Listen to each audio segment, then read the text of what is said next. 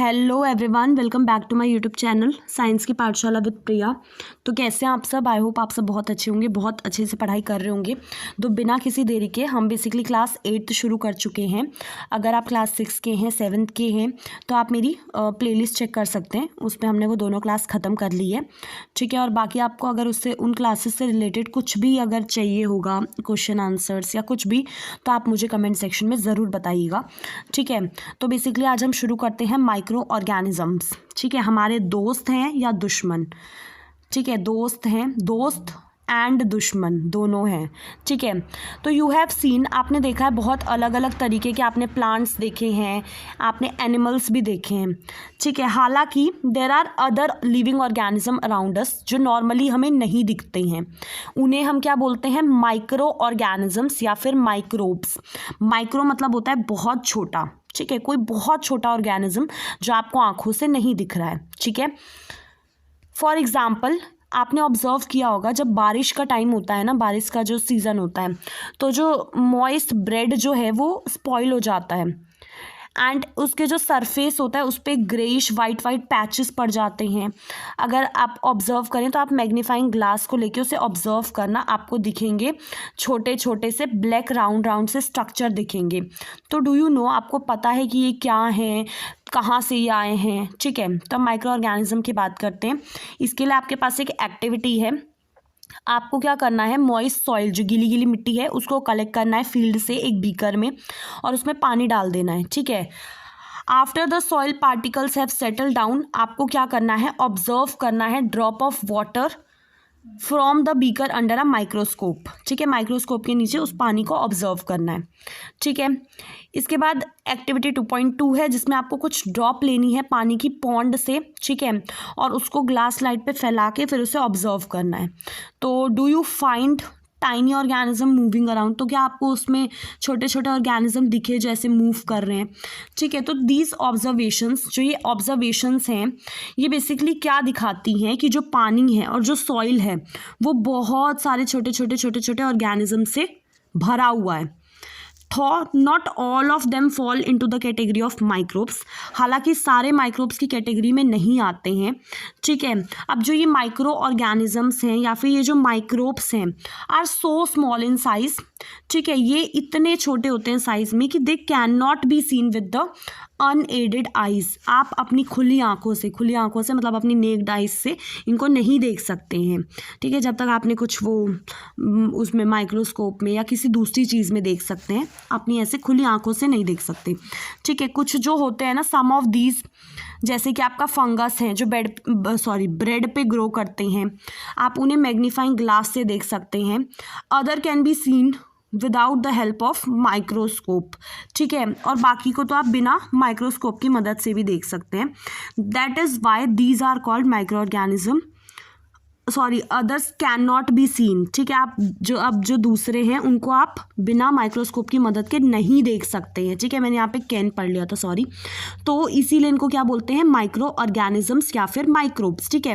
अब जो micro organisms हैं उनको 4 ग्रुप्स में बांट रखा है, ठीक है। ध्यान से देखिएगा, 4 ग्रुप्स में, ठीक है। अब ये जो ग्रुप है आपका, बैक्टीरिया है, फंजाई, प्रोटोजोआ और कुछ एल्गी, ठीक है।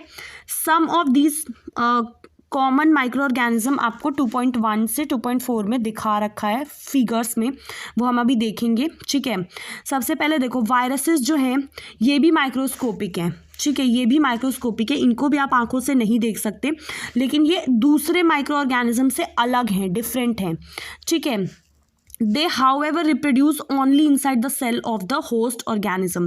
ये क्या करते हैं ना, ये सिर्फ और सिर्फ कब रिप्रोड्यूस करेंगे? जब ये किसी की बॉडी में, मतलब इनको एक ऑर्गेनिज्म चाहिए जिसके अंदर ये क्या करें? रिप्रोड्यूस करें, ठीक है। जो आपका कोई भी बैक्टीरियम हो सकता है, प्लांट हो सकता है, कोई एनिमल हो सकता है, इनको कोई ना कोई चाहिए जिसमें ये रिप्रोड्यूस करें, ठीक है। अब जो कॉमन एलिमेंट्स है, जैसे आपको कोल्ड हो गया, इन्फ्लुएंजा, ज़्यादातर जो कफ्स हैं ये सारे कौन कॉज करता है, आपके वायरसेस करते हैं। और जो सीरियस डिजीज़ है जैसे पोलियो हो गया, चिकन पॉक्स हो गया, ये भी आपके वायरस ही कॉज करते हैं। अब डिजीज़ है जैसे डायसेंट्रिया है, मलेरिया है, ये सब प्रोटोजोआ कॉज करती हैं। और आपका टाइफाइड है, ट्यूबरकुलोसिस है, ये सब आपके बैक्टीरियल डिजीज़ हैं। ठीक है, आपने इन सब के कुछ ऑर्गेनिज्म के बारे में क्लास 6 और 7 में पढ़ा है। ठीक है, अब एक एक करके इनको देखते हैं। ये आपका बैक्टीरिया है। ठीक है, ये आपको स्लाइड्स शो कर रखी हैं बैक्टीरिया। ठीक है, अब कुछ आपको यहाँ पे एल्गी दिखा रखे हैं, जैसे आपका क्लमाइडोमोनस है, स्पाइरोगायरा है। ठीक है, उसके बाद प्रोटोजोआ में आपका अमीबा है, पैरामीशियम है। फिर आपको कुछ यहाँ पे फंजाई दिखा रखे हैं, जैसे आपका ब्रेड माउल्ट, पेनिसिलियम, एस्परगिलस। ठीक है, ये फंजाई के आपको कुछ दिखा रखे हैं। अब इसमें आते हैं, ये आपको वायरसेस दिखाए हुए हैं। ठीक है, अब आते हैं कि where do microorganisms leave.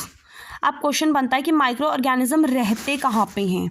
ठीक है, तो माइक्रो ऑर्गेनिजम्स जो हैं मे बी सिंगल सेल हो सकते हैं।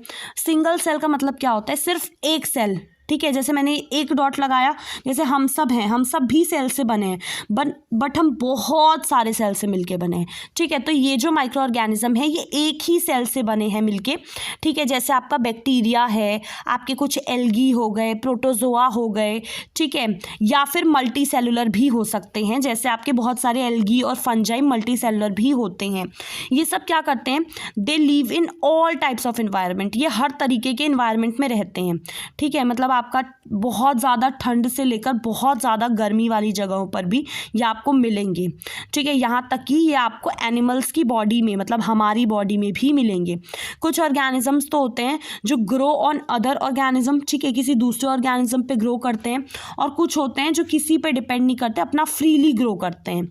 ठीक है, अब इसके बाद देख लेते हैं माइक्रो ऑर्गेनिज्म एंड अस। ठीक है, अब देखो हमें भी पता है कि हमारी ज़िंदगी में माइक्रो ऑर्गेनिज्म जो हैं वो बहुत इंपॉर्टेंट रोल प्ले करते हैं।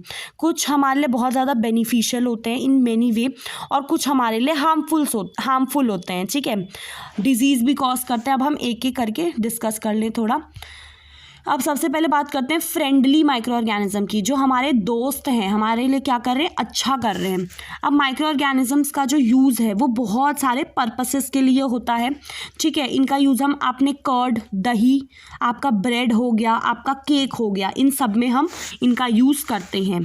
ठीक है, microorganisms have been use for the production of alcohol, शराब बहुत टाइम से बनाने के लिए इसका यूज़ किया जा रहा है।